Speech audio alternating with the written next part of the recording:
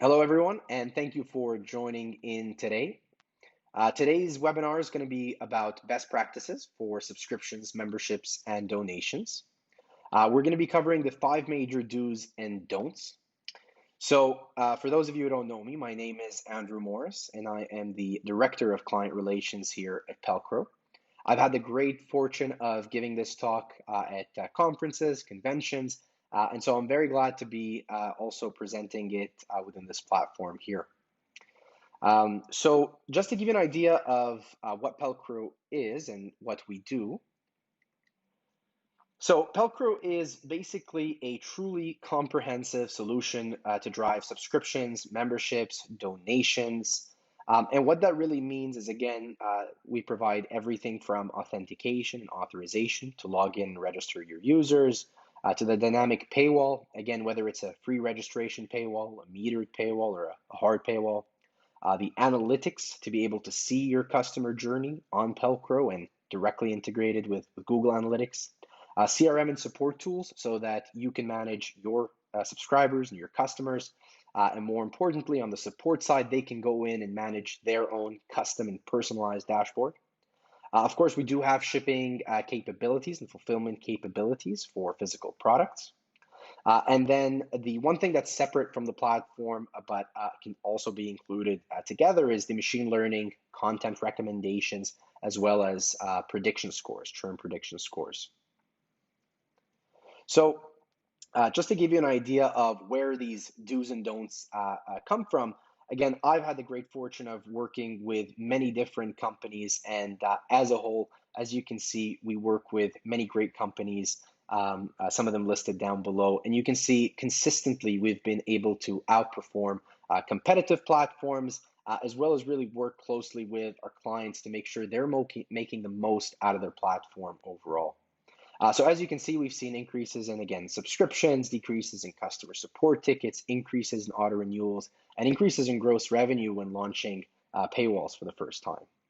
And so really those five do's and don'ts come from our learning experience as a whole with our existing clients and from industry trends as well that we've seen so far. So starting off, diving right into it, we have what to do. So there's five major do's on this list, and we'll go in in bit of detail through each one. But starting off with the first one is make it easy for users to pay. Next is be creative with your offers. Third is enable auto renewals. Four is create newsletters that convert. And five is give users the ability to manage their own accounts.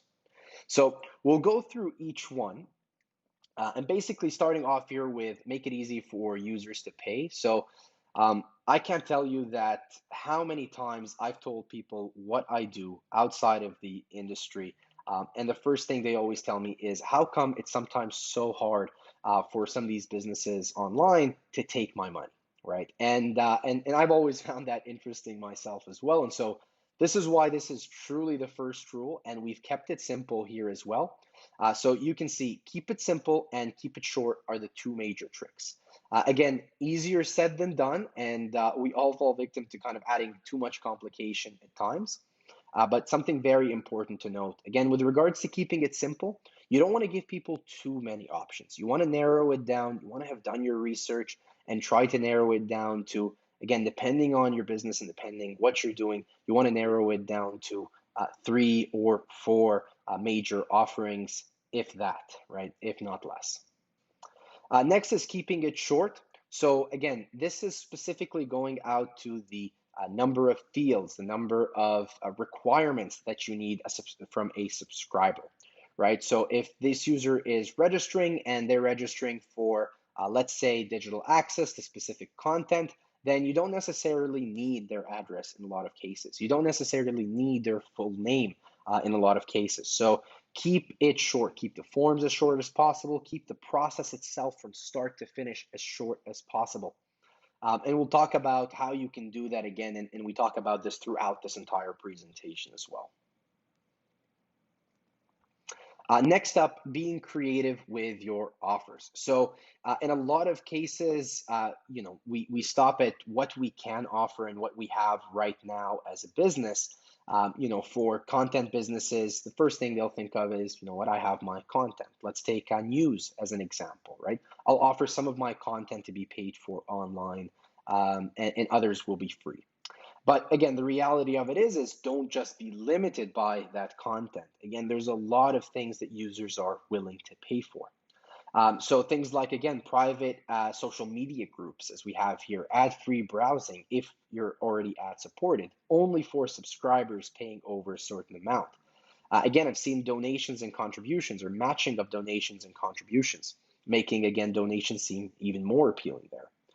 Limited access, early access, VIP access, discounts on other goods and services. Again, if you have a store that you already support, giving them an applied discount there as well. And again, this really starts to create more of a membership, more of an experience, rather than a traditional subscription, in which case they're paying for just content or access to one specific thing. So one thing to note here, and as you can see highlighted in blue, is instead of thinking of how many people you can start charging, start thinking about how much you can charge each person. Now, I find this a lot, again, with anyone with an existing audience, or with a local audience specifically, that might seem a little small. When you're doing your calculations, start thinking about, again, because you're not limited by what you're charging for, start thinking about what else you can charge for and how much you can charge for that, instead of going based on the total addressable market you have and multiplying that by the smallest amount that you can charge people. So this really should get things started for you. It should add a little bit of creativity. And again, this is one exercise we recommend with, if you have a team, recommend bringing in multiple stakeholders from the team to help and contribute in their own way in terms of the creative offerings you can provide. Third is enabling auto renewal. So for some businesses, this is a no-brainer. For others, we still see this a lot from our experience. Now, one thing we've seen is that it's very important to have auto renewal on. And the reality of it is it has little impact as to whether a user will subscribe or not. So what we're recommending is always have auto renewals on, and don't have the option to not have auto renewals on. Instead, what you can have is in the profile section, and we'll talk a bit about that, or the dashboard section, in the subscribers dashboard section, they should be able to go in and cancel it so that it doesn't auto renew. So it's not like you're tying them down, you're giving them auto renewals, but you're still giving them the option to cancel it after, to cancel the auto renewal. Now, as you can imagine, the reason why we highly recommend this is, on average, you can see upwards of 5 to 20 times more likelihood of renewing their subscription if it's on auto renewal. And again, what you want to do is instead eliminate manual renewal efforts. So if you don't have auto renewal, it's like acquiring a customer every single time. And again, those are best practices you see with some of the largest subscription companies as a whole. Again, everything from Netflix to Spotify, you see these efforts for a reason. You see the automated efforts for a reason. Awesome. So moving forward from here, we have creating newsletters that convert. So this is a particularly important one and sometimes overlooked. So whatever your businesses are, if you have an email that you're getting from a user, this is a great way to help these users convert over time. Again, don't underestimate, as it says here, the power of newsletters.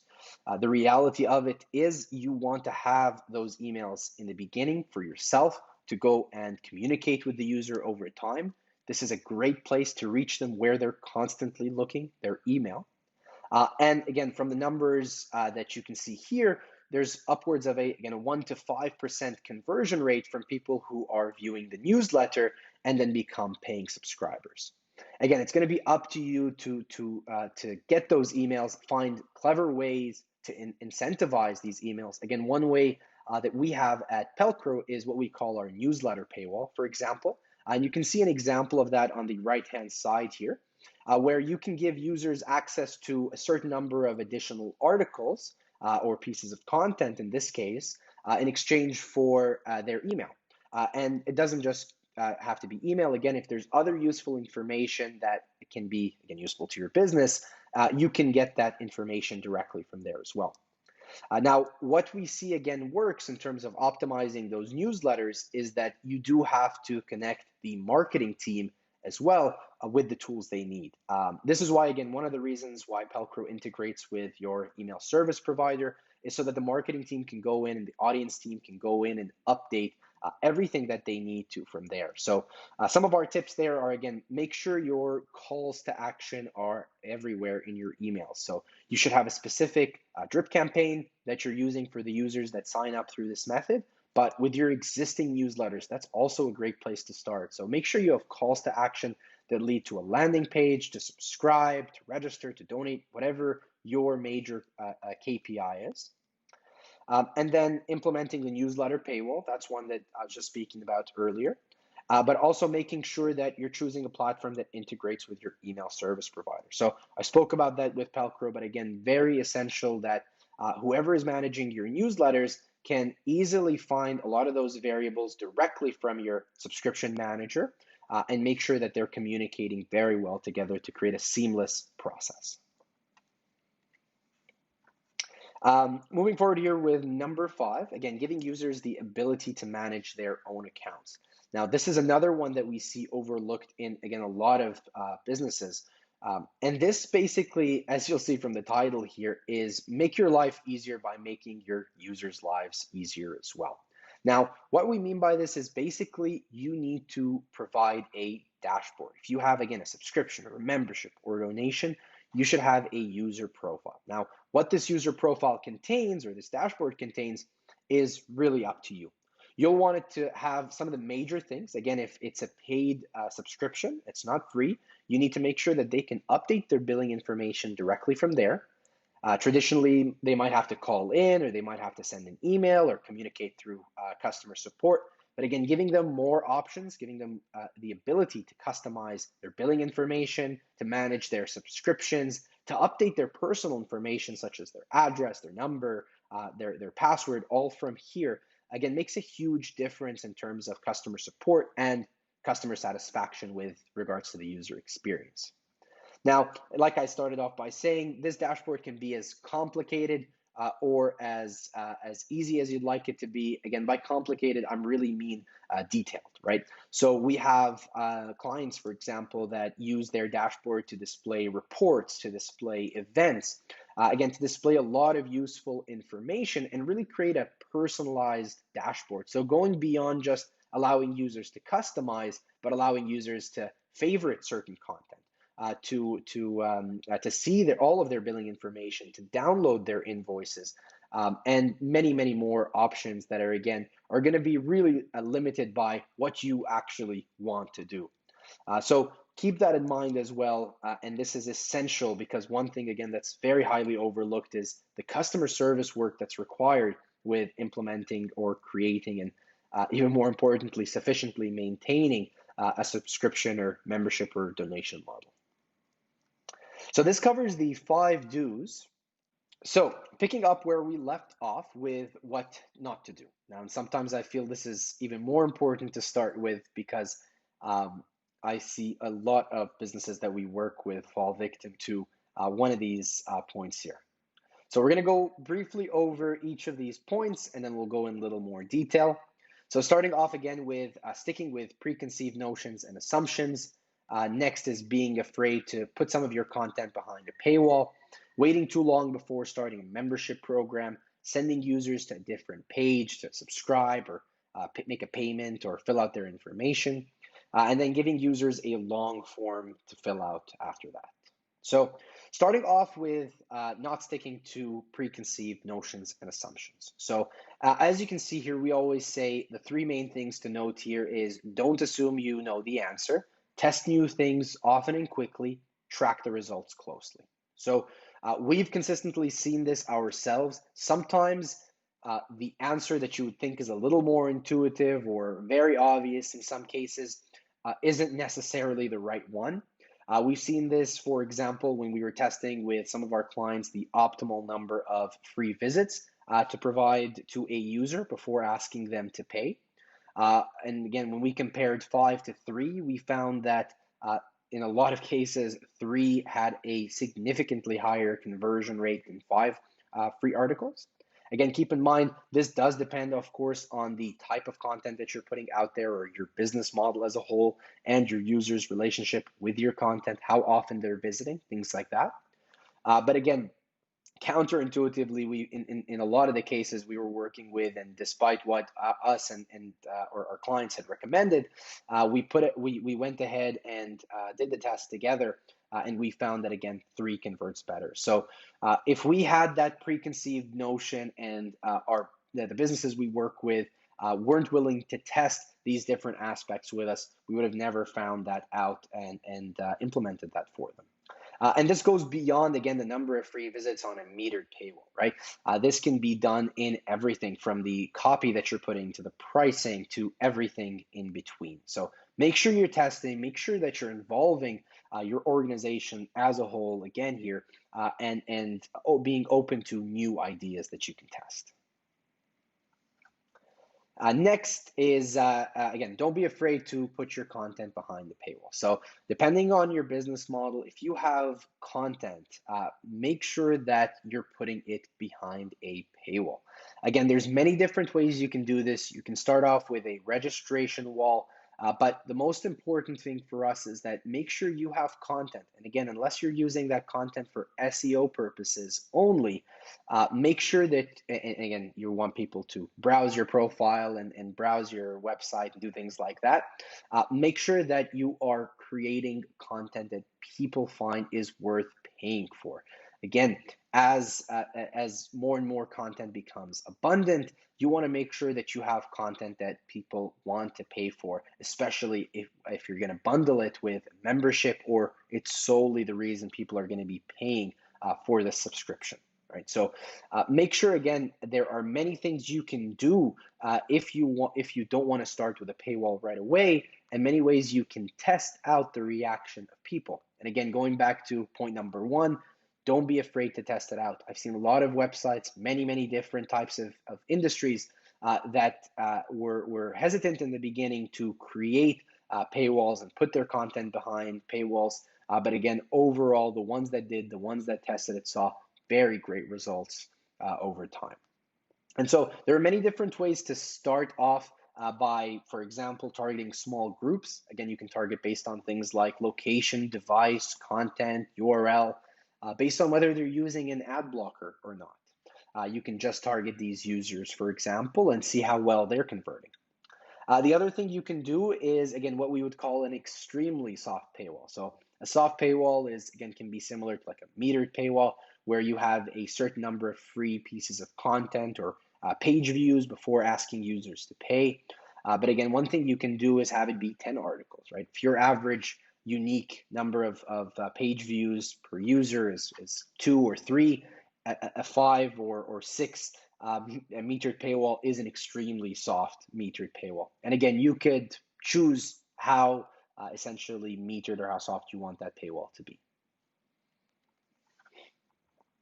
Next is, again, waiting too long before starting a membership program. So this is kind of either hand in hand with the point we were talking about earlier about content, or to the best practices, what to do in terms of creating memberships and offering additional benefits to your users. So I find this a lot as well, is that usually, again, internally, your team has a lot of great ideas of other things that you can offer right off the bat and things that you can offer over a bit of a longer period to your users. Now, there's really 5 major steps to take in order to do that. One is start off by brainstorming and picking, again, somewhere to start. 2 is go after the low-hanging fruit to start.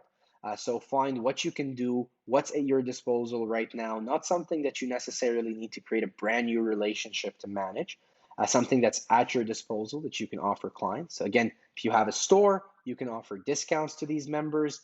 If you have content, you can offer early access.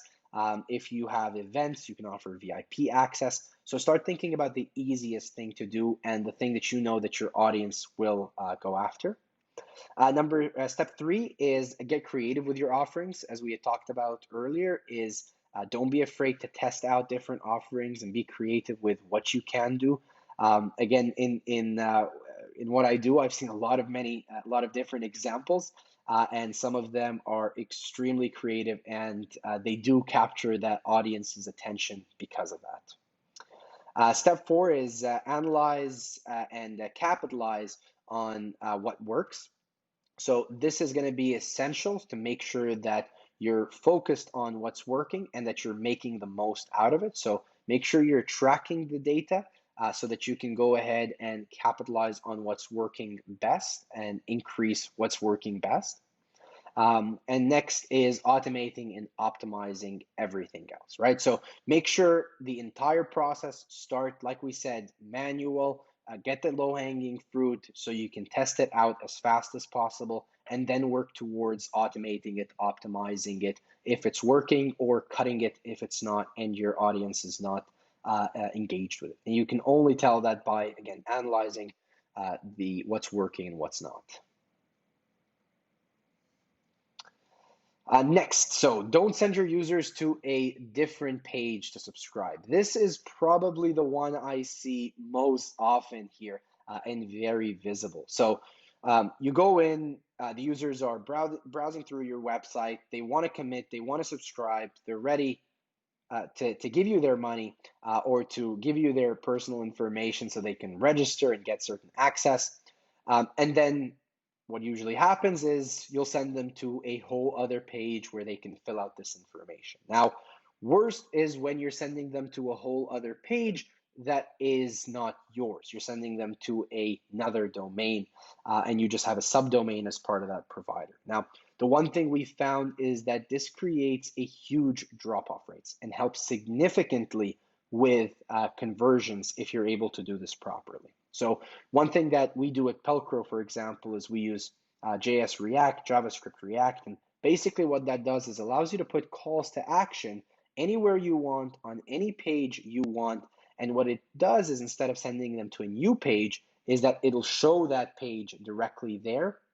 A mini modal or mini window will show up and they'll be able to go through the entire experience, whatever experience it is that you're creating them, from choosing a plan and a product to entering their personal information, registering, to making a payment directly through there. Again, without ever leaving the page that they were on, whether they're consuming content or reading more about that content or reading more about the subscription offer, they never leave the page.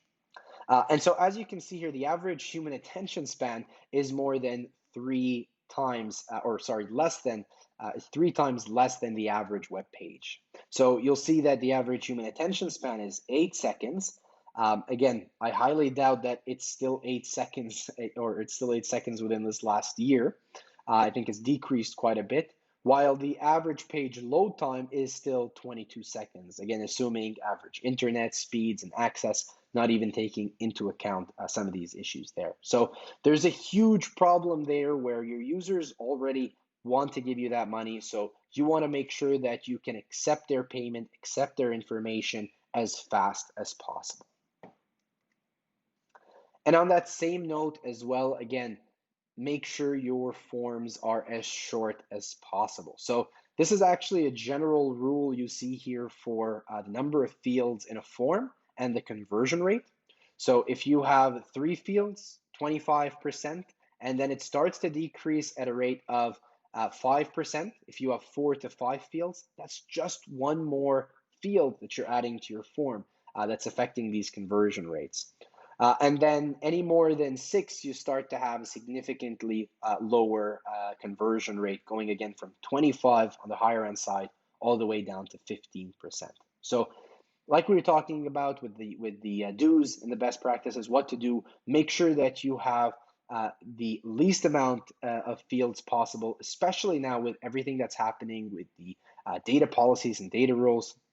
Don't gather data that you don't necessarily need to operate your business. So again, if you're not sending anything, you don't necessarily need the address, right?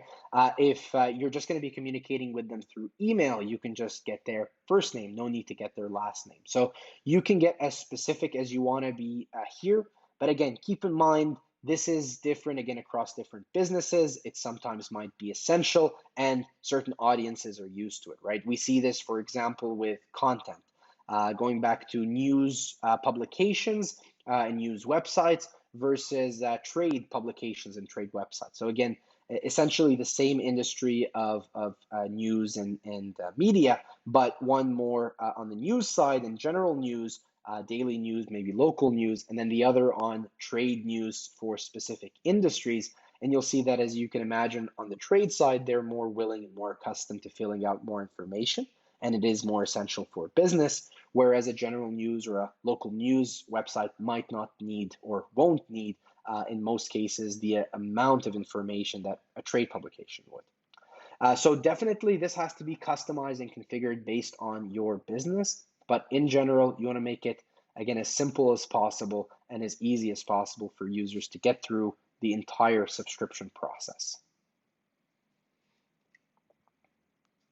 So as you can see, if you're able to perform everything there, ideally what you want to create is go from the old forms that you see on the left-hand side here.